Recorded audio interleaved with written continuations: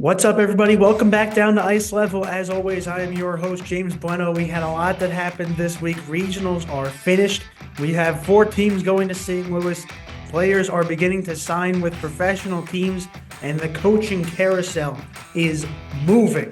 So let's get right into the news because we have a lot to talk about, and we have a lot of highlights to show you this week. Ferris State is hiring Brent Riley as its next head coach for the 2025-26 season. Riley previously coached at LIU and was the first coach in program history earning a 62-85-7 record over 5 seasons, improving the independent team's record each year. Riley replaces former Bulldogs head coach Bob Daniels, who retired after 33 years behind the bench in Big Rapids with more than 500 wins and a national championship appearance. Riley comes from a hockey family with his father Bob and grandfather Jack both coaching at Army, and now takes over a struggling Bulldogs program that went 13-20-3 this past season, but showed flashes of its history with big wins over conference rivals Minnesota State and Augustana.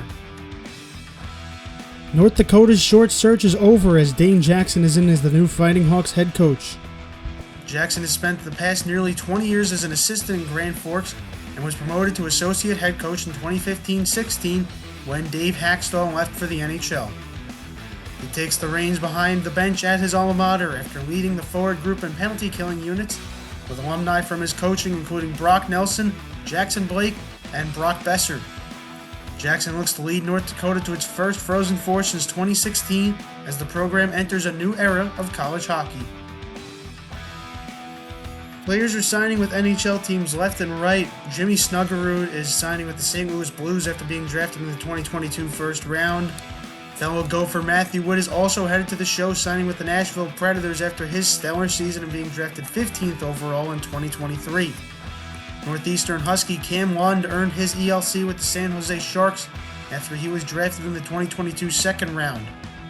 Clarkson's Arden Martino is signing with the Dallas Stars after a long wait from his 2021 third round selection. This is definitely not all the pro signings, but more players will head to the show as more teams' seasons end. Toledo Regional Final, it's 4-seeded Cornell versus 2-seeded BU. Never saw this one coming, but it's a thriller in Ohio. We start in the first period, 11 to go, Cornell up 1-0. 1 minute after the first goal, BU answers it. It's Matt Capone with an impossible play. The Terriers tie it at 1 early in this game. After a scoreless second, we go to the third, first minute of play. Cole Hudson goes sideways almost on the goal line and flicks it in past Ian Shane. BU takes its first lead of the night at 2-1. And with 5 minutes to play, Sullivan Mack takes the puck back and Jack O'Leary goes off the iron and in. The Big Red are still in it, tie game 2-2 at the end. We go to overtime. It's the second brother, Quinn Hudson, with a laser from the blue line, and BU goes to St. Louis. They head to the Frozen Four for the third straight year, and Cornell's Cinderella run ends by the Terriers. In the Fargo Regional Final, it's 1-seeded Western Michigan versus 3-seeded UMass. The second regional final to send our second opponent to St. Louis. We start in the first period, halfway done. Don Lashmilis drives through and dekes past Hampton Slakinski. Takes the bounce off the boards to put it in. Minutemen strike first, 1-0. Second period, scoreless through 18 minutes after a major penalty. Liam Valente slaps a one-timer past Michael Raubel. Broncos tie it at 1 just before the period ends. And in the third period, quiet game through 2, 3 minutes in, Brian Kramer with the shot from the bumper, and Tim Washi, the captain, tips it in for the lead. Second power play goal of the game for Western as they lead 2-1. And that score would hold as the Broncos head to their first Frozen Four in history. UMass ends their season on a heartbreaking loss. In the Allentown region, it's Penn State and UConn both fighting for their first Frozen Four appearance in program history. We start in the second period, 8 to go, tense game so far, tied 1-1. Tabor Heaslip slips it by Arseny Sergeyev, who may have not even seen it. UConn takes their second lead of the day. It's 2-1 Huskies, and the game is halfway done. 30 seconds later, though, J.J. Webush drags and goes top shelf far side on Callum Tongue. Penn State still in it just like their season. Game tied at 2. Now in overtime, over halfway done, Tristan Frazier goes for the Michigan, but Nick Fascia, the 6'1 freshman, says have a snow cone.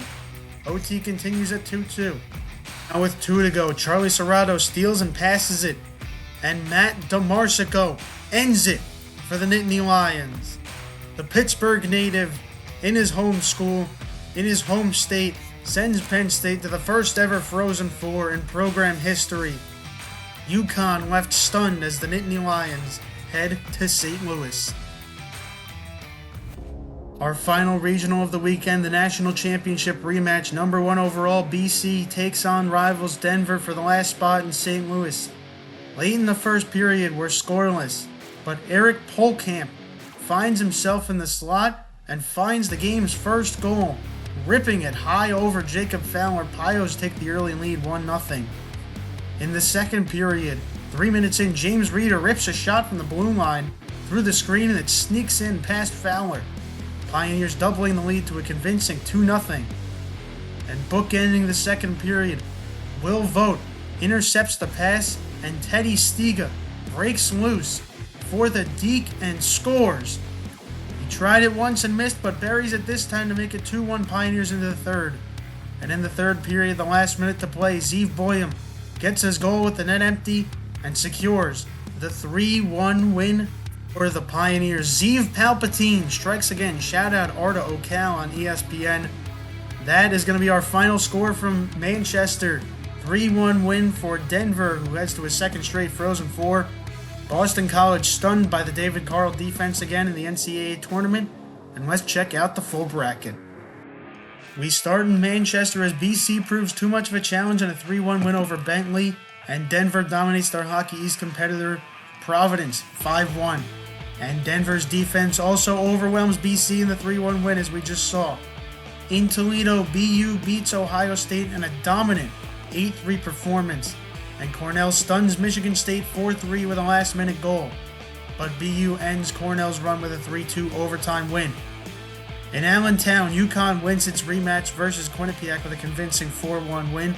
Penn State upsets 3rd overall Maine in an insane 5-1 win, scoring all goals unanswered. And Penn State earns its first Frozen Four appearance with a thrilling 3-2 overtime win over UConn. And in Fargo, Western Michigan holds on for a tight 2-1 win over Minnesota State. In an opposite performance, UMass took down Minnesota 5-4 in overtime, breaking the Gophers' hearts. And Western Michigan also earned its Frozen Four appearance, its first in program history, as they move on to St. Louis with a 2-1 win over UMass.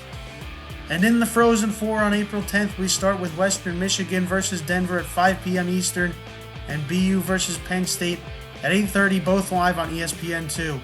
We'll have all the coverage right here on Ice Level as the games take place at Enterprise Center in St. Louis in just about a week and a half. That's all for this week on Ice Level. Thanks so much for coming down. We will have a Frozen Four preview episode coming at you next week. But as for now, I've been James Blennau. We're not experts, but it takes fans to grow the game. I'll see you next week.